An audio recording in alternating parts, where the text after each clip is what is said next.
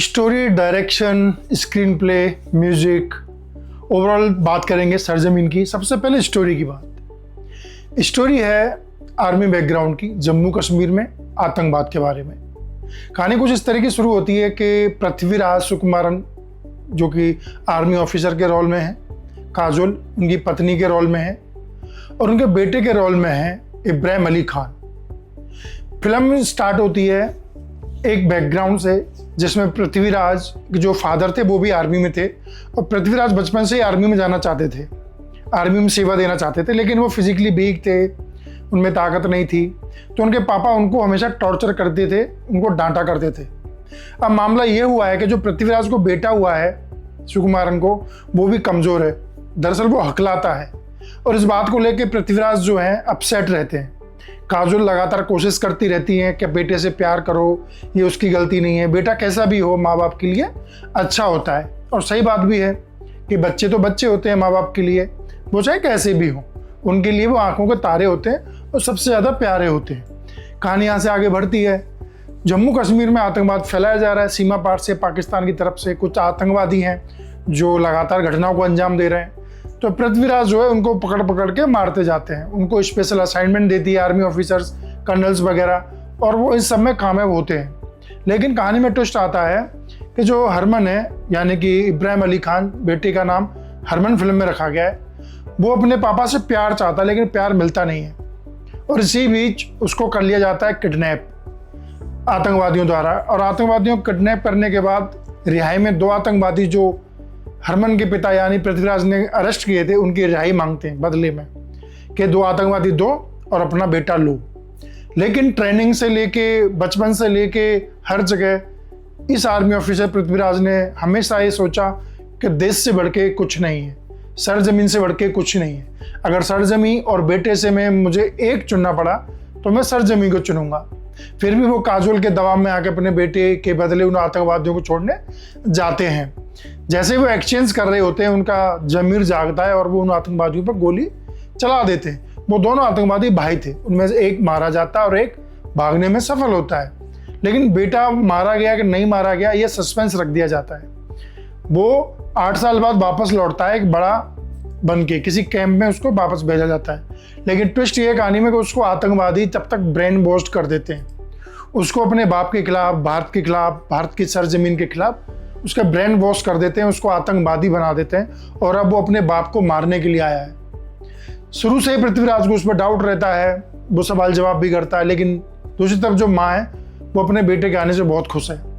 लेकिन अंत में पता चलता है, पृथ्वीराज को पता चल ही जाता है कि वो एक टेररिस्ट है और वो मुझे मारने के लिए आया है। और वो अटेम्प्ट भी करता है जिसमें काजोल जो है घायल हो जाती है, उनकी गोली लग जाती है पेट के अंदर। कहानी इस तरीके से आगे बढ़ती हुई जाती है और आर्मी के जनरल को मारने का प्लान अटैक किया जाता है सीमा पार से आतंकवादियों द्वारा।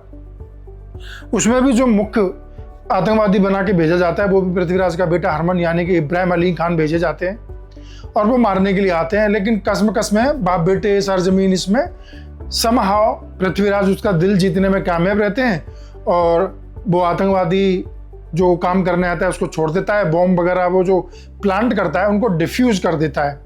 तो फिल्म की कहानी इस तरीके से अंत हो जाती है। लेकिन एक और ट्विस्ट है इसमें कि काजोल भी जो आई थी, पत्नी थी, वो भी सीमा पार से ही भेजी गई थी और वो भी टेररिस्ट थी। वो लेकिन पृथ्वीराज से प्यार कर बैठती हैं और वो पत्नी बन के रहने लगती है। उनके बच्चा होता है इब्राहिम अली खान। ये है कहानी। अब बात आती है डायरेक्शन की। डायरेक्शन फिल्म का बहुत कसा हुआ नहीं है, बहुत टाइट नहीं है, बहुत सैलो है, उथला है। कहानी की ग्रिप कमज़ोर है। शुरू के 40 से 50 मिनट तो बहुत बोरियत महसूस होती है। उसके बाद जब इब्राहिम अली खान आते हैं तो उनको टेररिस्ट दिखाया गया है, लेकिन उनके चेहरे पे वो क्यूटनेस दिखाई देती है, बच्चापन दिखाई देता है। बॉडी तो बना ली है लेकिन वो मेच्योरिटी, वो आतंकवादी वाली फीलिंग उनसे आ ही नहीं पाती है। उनके होठ लाल दिखाए गए हैं, उनका चेहरे पे मेकअप पे बहुत ध्यान दिया गया है, एक रफ नहीं दिखाया गया है। उनको एक रफ, एक उलझा हुआ, थोड़ा सा रस्टिक दिखाया जाता तो टेररिस्ट वाली एक फीलिंग आती। लेकिन शायद उनको चमक दिखाने के लिए, उनको एक क्यूट सा फेस दिखाने के लिए एक टेररिस्ट बनने के उससे कॉम्प्रोमाइज़ कर लिया गया। तो डायरेक्शन को मैं बहुत नंबर नहीं दूंगा, डायरेक्शन मेरे लिए इस फिल्म में अच्छा नहीं रहा। अब बात आती है एक्टिंग की। सबसे पहले बात इब्राहिम अली खान से शुरू कर लेते हैं, क्योंकि उन्हीं की वजह से फिल्म ज़्यादातर देखी जाएगी। हालांकि काजोल के अपने फ़ैन हैं और पृथ्वीराज सुकुमारन के भी अपने फ़ैन हैं। पृथ्वीराज की मैंने कुछ समय एक फ़िल्म देखी थी, बहुत शानदार फिल्म थी, द गॉड लाइफ। वो खो जाते हैं एक रेगिस्तान में, उनको किडनैप करके ले लिया जाता है, बेच दिया जाता है दुबई के शेख को, वहाँ से कैसे सर्वाइवल करके वो वापस आते हैं। बहुत ही इंस्पिरेशनल, बहुत ही शानदार मूवी थी द गॉड लाइफ। लेकिन इस मूवी में उन्होंने कैसा काम किया है, हम इब्राहिम अली खान की एक्टिंग के बाद उनकी ही चर्चा करेंगे। इब्राहिम अली खान की कुछ समय पहले फिल्म आई थी नादानियाँ, वो भी खराब, बहुत ही बकवास बाईजात मूवी थी, शायद ही किसी ने देखी होगी। हमें वो देखनी पड़ती है क्योंकि हमें रिव्यू करने होते हैं। और वैसे ही लगभग एक्टिंग इस फिल्म में की है। अगर आप कहेंगे क्या इम्प्रूवमेंट है, यस डेफिनेटली 1 से 2% इम्प्रूवमेंट है। और साइलेंट एक्टिंग ज़्यादा है, डायलॉग्स बहुत कम दिए गए हैं, लेकिन फिर भी मुझे बहुत ज़्यादा प्रॉमिसिंग नहीं लगते हैं, ऑथेंटिक नहीं लगते हैं। टेररिस्ट वो कहीं से नज़र ही नहीं आ रहे हैं। जो कैरेक्टर दिया गया आतंकवादी का, वो उनमें नज़र ही नहीं आ पाता है पूरी फिल्म में। ऐसा लगता है किसी क्यूट बच्चे को उठा के ज़बरदस्ती आतंकवादी बना दिया गया है। ये डायरेक्शन की भी गलती है, स्टार जो कास्टिंग की गई है, कास्टिंग डायरेक्टर की भी गलती है कि उन्होंने कैसे कास्ट कर लिया, फ़ोन कॉल से कास्ट किया या उनका टैलेंट देख के, आई डोंट नो। तो आतंकवादी अपने कैरेक्टर में घुस ही नहीं पाते हैं इब्राहिम अली खान, और उनकी एक्टिंग मुझे पसंद नहीं आई। अब बात आती है पृथ्वीराज की। पृथ्वीराज भी कॉम्प्रोमाइज़ हो गए। एक होता है ना, एक फिल्म का एक मूड होता है, एक फिल्म का जॉन बनता है। जब सब एक्टिंग अच्छी करने लगते हैं तो जो अच्छी एक्टिंग नहीं करता है वो भी अच्छी एक्टिंग करने लगता है। जब खराब करते हैं तो अच्छे अच्छे एक्टर्स की भी एक्टिंग खराब होने लगती है। ऐसे ही वो सिकंदर में हुआ था कि सलमान खान बेमन से उस फिल्म को कर रहे थे तो पूरी फिल्म गुड़ गोबर हो गई। और ऐसी ये फिल्म मुझे लग रही है कि जिसमें एक अच्छे अभिनेता पृथ्वीराज भी अच्छी परफॉर्मेंस नहीं दे पाए, अच्छे डायलॉग्स नहीं थे, इमोशनल सीन्स में भी वो इमोशनल नहीं कर पाते हैं, गूज बम्स वगैरह कुछ नहीं आते, रोंगटे कहीं भी खड़े नहीं होते। जबकि एक आर्मी बेस्ड मूवी है, उसमें कम से कम 5-6 दफ़ा तो ऐसा होना चाहिए था कि दर्शक को देशभक्ति की वजह से, फाइटिंग सीन्स की वजह से गूज बम्स आते, रोंगटे खड़े होते, आंसू आते। लेकिन फिल्म में एक बार भी ऐसा नहीं हुआ। जबकि लीड रोल में है पृथ्वीराज और बढ़िया अभिनेताओं में शुमार हैं। साउथ इंडियन मूवीज़ में उनकी कोई शान ही नहीं, इतनी बढ़िया बढ़िया उन्होंने कई फिल्में की हैं। But in this movie we are disappointed by his acting. Combinedly direction और एक्टिंग दोनों खराब। और काजोल की बात, काजोल भी ठीक ठाक एक्टिंग करती हुई नजर आती हैं, मज़ा नहीं आता है। ऐसा लगता है कि ये कलेक्टिव फेलियर है फिल्म का।